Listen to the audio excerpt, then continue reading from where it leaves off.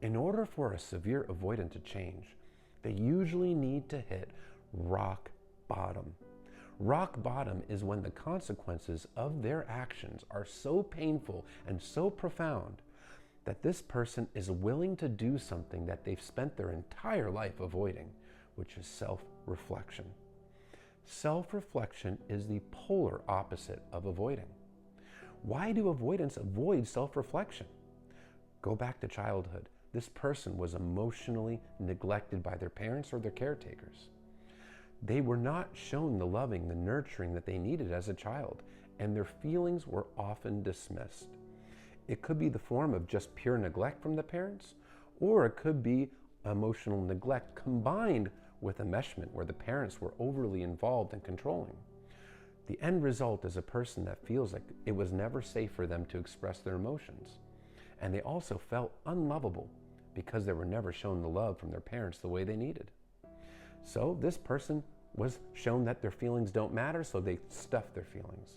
They learned to suppress it, to bury it, and run from it. In order to suppress and bury your feelings and not process them and just act like they don't exist, you also have to not self-reflect.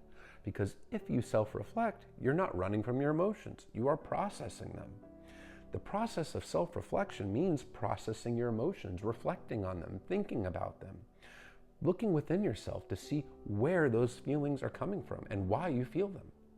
It also means taking accountability, seeing where you've gone right, seeing where you've gone wrong, and reflecting on how your behavior has impacted others.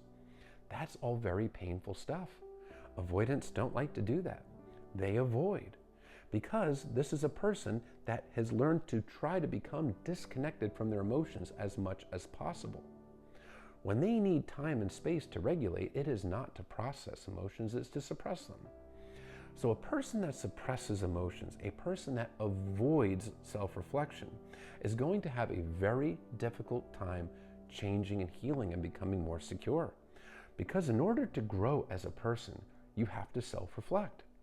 Self-reflection is key. It's paramount. Without self-reflection, emotional growth is impossible. So, avoidants are often stuck in the same cycle their entire lives, all the way until old age, never having successful relationships, hurting a lot of people along the way, pushing away good partners, probably committing sometimes to toxic, emotionally unavailable ones, and never finding satisfaction, never finding love, and never finding happiness. And this is because this is a person that is avoiding self-reflection, avoiding accountability. And in order to take meaningful accountability, you have to self-reflect. You have to self-reflect. Because if you self-reflect, you are actually processing your behaviors, your emotions. Again, it all goes back to self-reflection. A person that does not self-reflect is inherently going to struggle with accountability. And they're not going to take any kind of criticisms well either, because this lack of self-reflection is a defense mechanism. It's a way that a severely insecure person is protecting themselves in a maladaptive way. So, when the avoidant is motivated to change, usually there are consequences to their behaviors that hit them so hard that they took a step back and go, whoa, that hurt. I don't ever want to go through that again.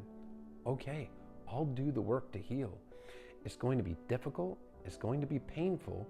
It's going to be against the grain for them because they're having to undo a lifetime of repeated behavior of avoiding. The more you repeat a behavior, the more automatic it becomes. So when you've spent your entire life avoiding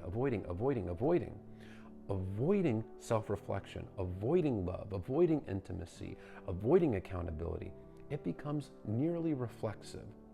However, it is still a choice. When an avoidant pushes away a partner, when they discard a partner, when they do maladaptive behaviors, it is a choice. This still is a fully grown adult who is in charge of their own behaviors.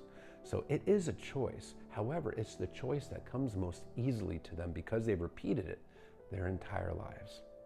So they have to undo that by repeating a new behavior, by not running away, by not discarding, by not stonewalling, not gaslighting, taking accountability, which is the opposite of what they've done. They can do it. And the more they repeat a new behavior, the more they can actually heal and change. But in order to get to that point, they unfortunately often have to experience pain that is so profound that they're willing to endure the pain of self-reflection.